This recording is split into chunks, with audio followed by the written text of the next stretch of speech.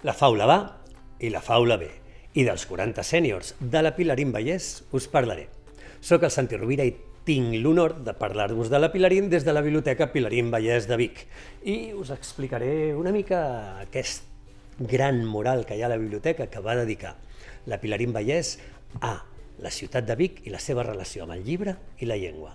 I tot comença amb la llengua materna, simbolitzada amb una mare alletant el seu nadó, però amb els peus ben arrelats al terra, bevent dels nostres avantpassats. Continua amb un homenatge als contes a la vora del foc que les àvies expliquen als seus nets i netes, àvies d'aquí, àvies d'allà, que expliquen històries d'allà o expliquen històries d'aquí. I que, gràcies a elles, aquestes històries formen part del nostre llegat.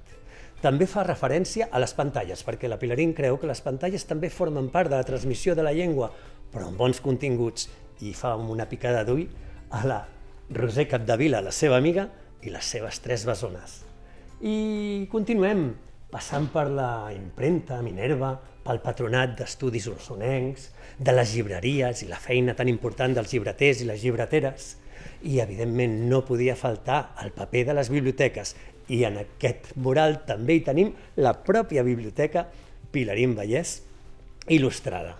I aquí és on m'agradaria agrair-li a la Pilarín que hagi pensat, que hagi fet un espai tan important en el seu mural a la feina que fem els narradors i narradores orals professionals, que anem explicant històries arreu de Catalunya. Gràcies, Pilarín, per donar-vos un espai en el teu mural. I si voleu saber una mica més d'aquest mural, l'únic que heu de fer és buscar al YouTube de la biblioteca Pilarín Vallès i la pròpia Pilarín us l'explicarà molt millor que jo.